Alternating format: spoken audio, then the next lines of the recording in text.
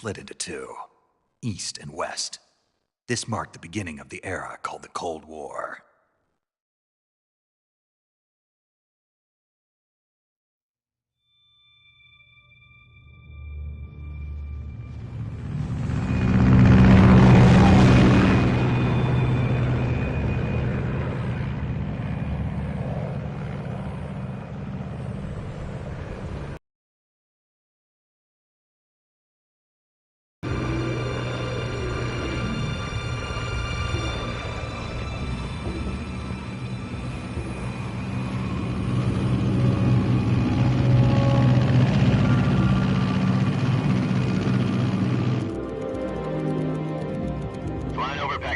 Altitude 30,000 feet. Approaching Soviet airspace. 20 minutes to drop off. Commencing internal depressurization. Equipment check. Arm main parachute. All right. You ready to go? Drop zone still showing a high pressure mass. Cav okay. Good. We've got high visibility.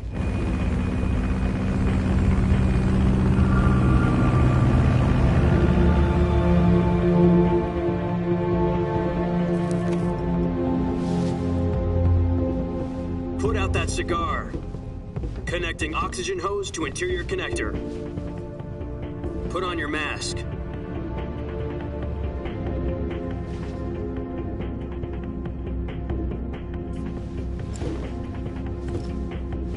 Does this panty waste know what he's doing? Approaching release point.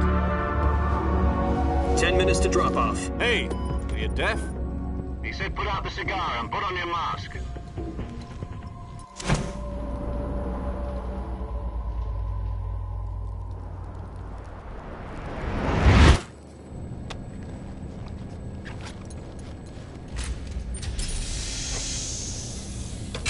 Depressurization complete. Checking oxygen supply. 6 minutes to drop off. Opening rear hatch.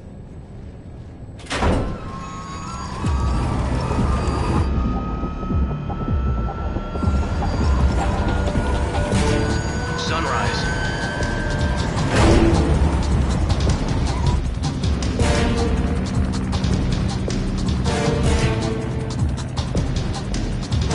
External temperature minus 46 degrees Celsius. 2 minutes to drop off.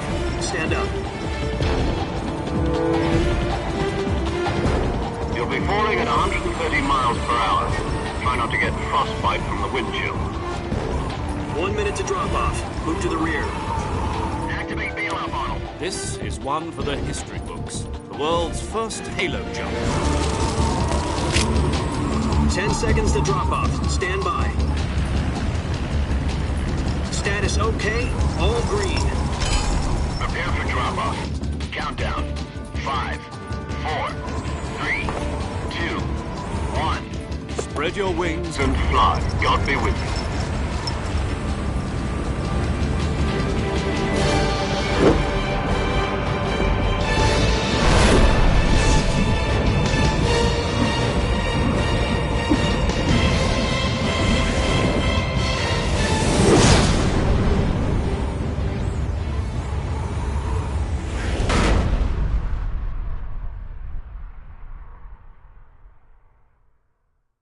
Jack, I've got some important news. The head of the CIA has finally given us the green light for the Virtuous mission. Virtual mission? No, the Virtuous mission. The future of our Fox unit depends on it. If it succeeds, we'll be officially organized into a unit. Virtuous mission? Sounds like some...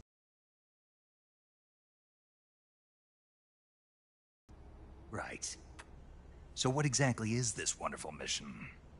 Well, about 2 years ago, a certain Soviet scientist requested asylum in the West through one of our moles. His name is Nikolai Stepanovich Sokolov. He's head of the OKB-754 Design Bureau, one of the Soviets' top-secret weapon research facilities, and the East's foremost expert on weapons development. Sokolov? Isn't he that famous rocket scientist? The very same. On April the 12th, 1961, the Soviets achieved the first manned spaceflight in history. The Earth was blue, but there was no God. Well spoken. The rocket that carried Yuri Gagarin to orbit was the A-1, known as the Vostok rocket. Sokolov is said to be the man most responsible for the multi-engine cluster used in that rocket. After Gagarin's flight, Sokolov left rocket development to become the head of the newly established Design Bureau. From a lowly technician to head of a design bureau, that's quite a success story, so why do you want to defect? It seems he'd become afraid of his own creations. Afraid? Call it a crisis of conscience.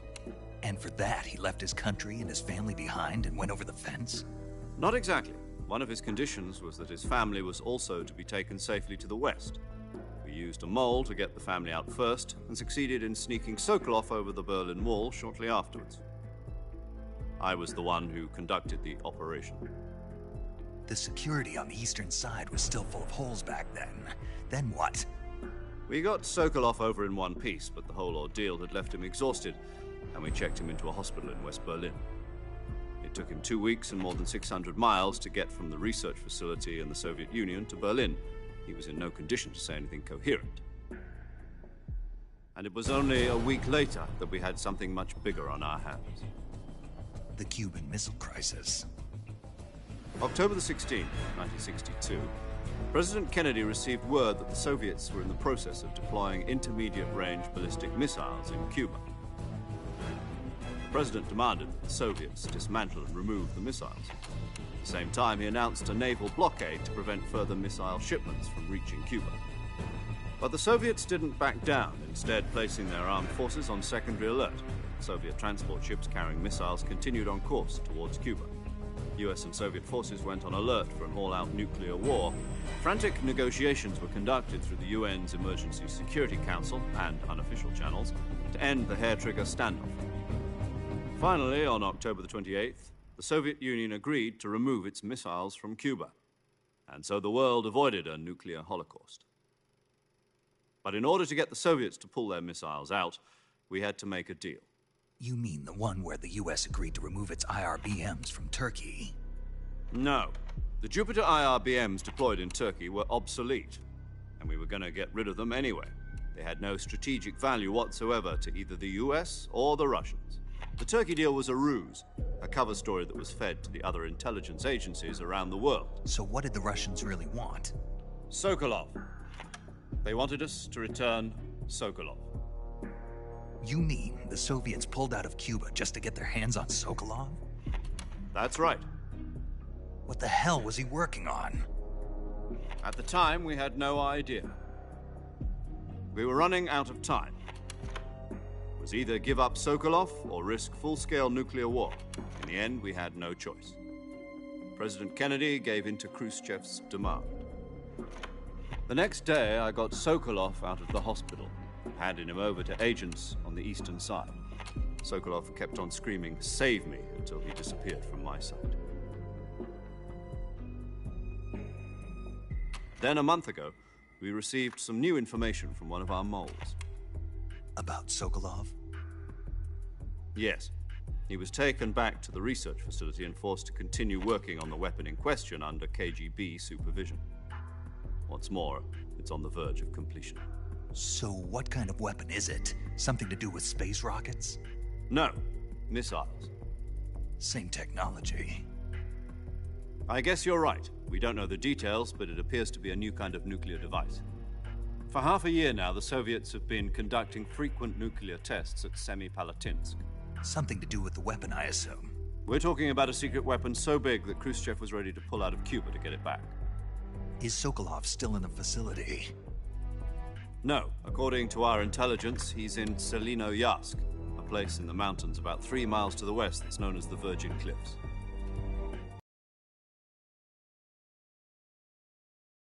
This mission. They moved him there just recently. Why? Apparently, they're conducting a field test of the weapon, but it's our best chance to get him back. This mission would never have been possible if he was still in the research facility. This is our last chance. Sokolov must have known that too when he contacted us.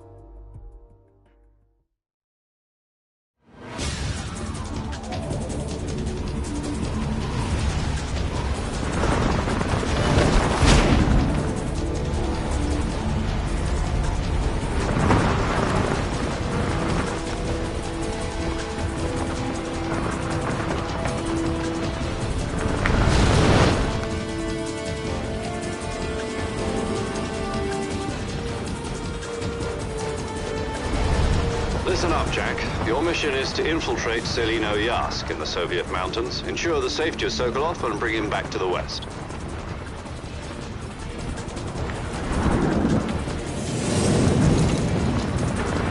If we don't get Sokolov back before that weapon is complete, we'll be facing a major crisis. The clock is ticking.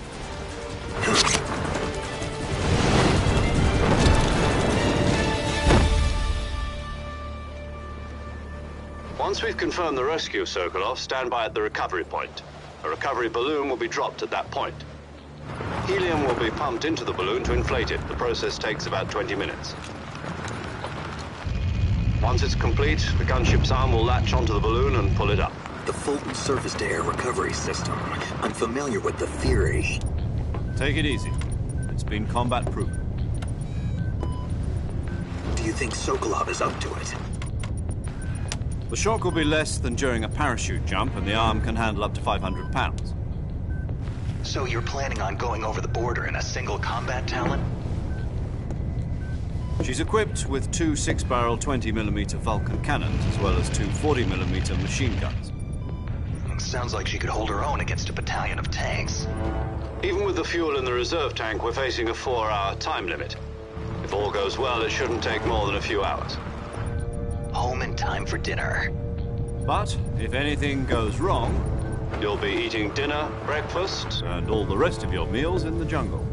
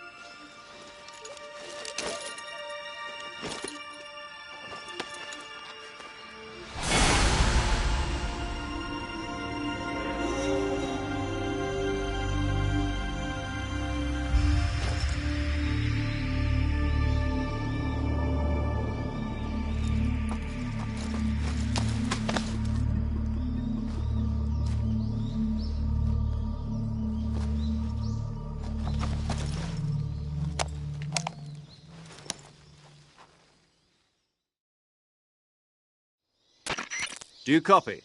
You're already in enemy territory, and somebody might be listening in. From here on out, we'll be using code names to refer to each other. Your code name for this mission will be Naked Snake. I'll be referring to you as Snake from now on. You're not to mention your real name. Snake? Well, you don't like snakes? What do you mean? You've eaten one before, haven't you? In survival training. I'm glad to hear that. I don't know if I'd ever order one in a restaurant, but... Be careful, you might not have a choice. What about you, Major? What should I call you? Let's see. I'll be Tom. Call me Major Tom. This will be a sneaking mission. You must not be seen by the enemy. You must leave no trace of your presence. Is that clear? This kind of infiltration is the Fox unit's speciality. In other words, weapons and equipment are procured on site. That goes for food as well. You're completely naked, just as your name implies. Great. Now I see why you asked me if I like snakes. I suppose calling me Snake was your idea of a joke, too. No. There's a good reason for that. I'll tell you later when the time is right. Gotcha. Getting back to the subject, how exactly am I supposed to feed myself? You've been issued a knife and a tranquilizer gun. Use them to hunt for food. You'll also find some medical supplies in your backpack. Yeah, about the backpack. I lost it in a tree on the way down. I see. Well, you'd better go back and get it then. You know where it is? No problem. I can see it from here. It's stuck on a branch. To climb a tree, Stand in front of a tree that's covered in ivy and press the action button. I'll be monitoring your progress over the radio. We can't risk violating Soviet airspace, but I'll be in the gunship. My frequency is 140.85. I'll give you a call if I need to talk to you. If you need to talk to me, use the send function. Okay, Snake, go get your backpack.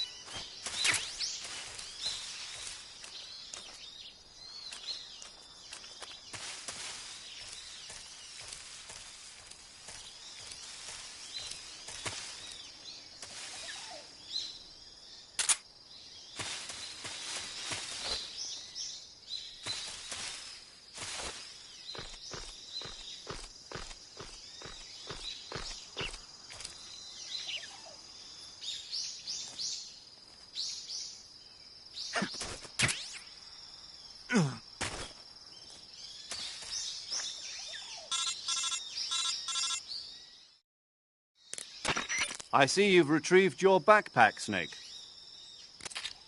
To equip a weapon, it's necessary to take it out of your backpack. In the survival viewer, choose Weapon from the backpack. Your available weapons will be displayed in a window in the upper left. From that list, choose the weapon you want.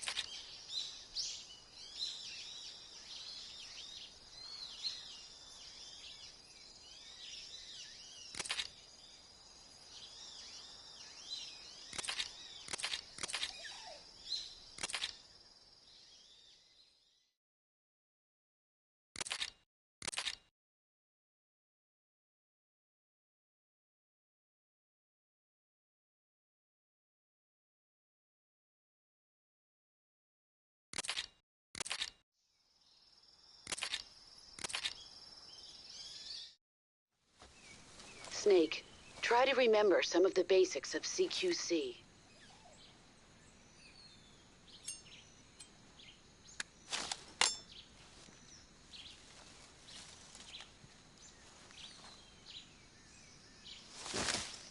Commencing virtuous mission now.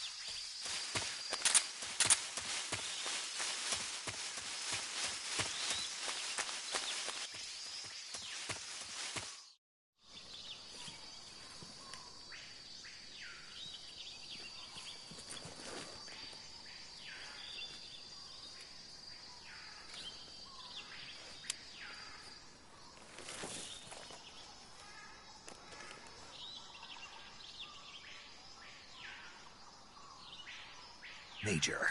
I've spotted 2 enemy soldiers. They're probably KGB troops sent to guard Sokolov. AK-47s and grenades. Snake, your presence in Soviet territory is already a violation of international law. You can't let the Kremlin find out that the CIA and the American government are involved. Contact with the enemy is strictly prohibited. Don't engage them in battle either. This is a stealth mission. Got that? The Major is right. The point of this mission is to sneak through the jungle without being seen. The success of the mission depends on how well you use your camouflage. Change your camouflage by selecting Camouflage from the Survival Viewer. The Uniform option lets you pick your uniform, while the Face option lets you change your face paint. Choosing camouflage that blends in with your surroundings will help you conceal yourself more effectively. Also, don't forget that anything that moves will stand out in the jungle. If you just stand up and run around like an idiot, you're bound to be spotted. But if you crawl instead, you should be able to sneak by without being noticed. You can see how effective your camouflage is by looking at the Camo Index. The Camo Index shows how well your current camouflage blends in with the surrounding area. The higher the value, the harder you are to spot, and vice versa. The key is to make yourself one with nature. Keep that in mind as you go along, okay?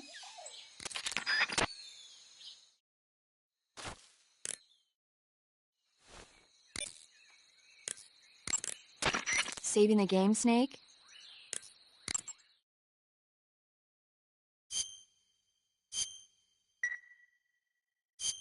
Hey, Snake, you ever heard of Godzilla, King of Monsters?